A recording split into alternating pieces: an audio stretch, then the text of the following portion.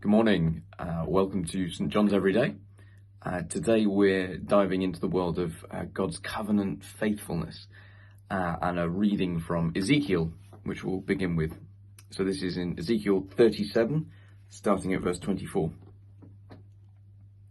My servant David will be king over them, and they will have one shepherd. They will follow my laws and be careful to keep my decrees. They will live in the land I gave to my servant Jacob, the land where your fathers lived.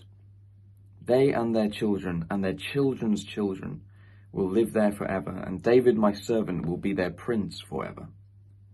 I will make a covenant of peace with them.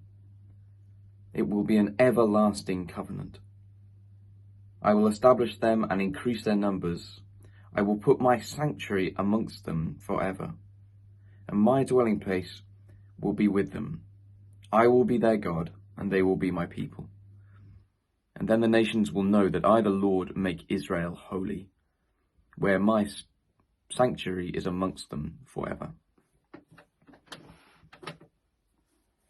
So it's a bit of a chunk, but it comes at the end of, so we're 37 chapters into Ezekiel, and it's important to understand so Ezekiel is prophesying to a group of people who are now exiled. So this comes after the Babylonian Empire had swept in and had carried off the upper crust, the upper class people from the people of Judah, God's people, destroyed Jerusalem and taken the great and the good away to exile them hundreds and hundreds of miles away in a foreign land, in a foreign city, in Babylon. And Ezekiel is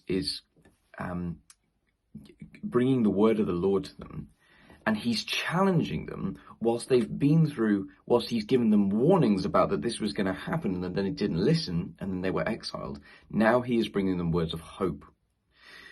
But it's hard for us to see why this is hopeful, because this is a group of people for whom they have felt that their whole world has collapsed. Everything that they knew about God, how they responded to the world, they saw the world around them has disintegrated and be pulled apart. And that they would be full of questions and doubts. And one can imagine that the words of Ezekiel, particularly in this moment, were just scoffed at. Like, that can't possibly be true. But this is exactly what Ezekiel is trying to do. He is calling God's people once again to faithfulness, and not on their terms, but on God's terms of the covenant promises. So when Ezekiel is talking about David, he's reminding them of King David, and the Jewish people held that King David was near as damn it perfect. You know, he was like the archetypal good king, and saying, look, this is how it will be. You will go back to having one nation, one king, one kingdom, and God will be in the midst of you. He'll put your sanctuary back amongst you, and the world will be right.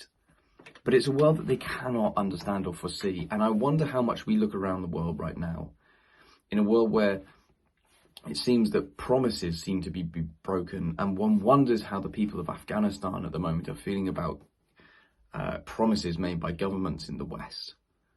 That this is ongoing, that humanity seems to make promises and fail to live up to them.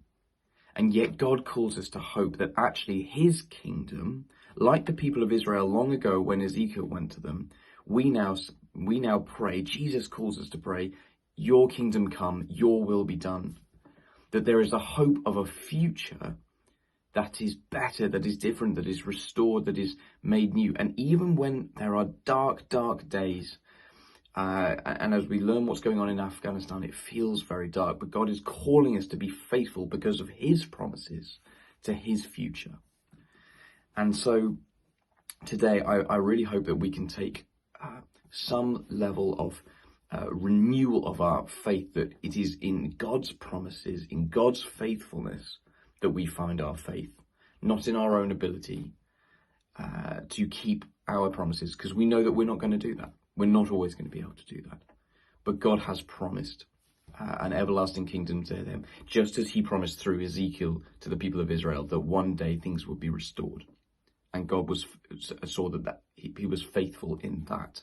and he will be faithful in the promises he makes in Jesus Christ about the coming kingdom to us. Have a great day.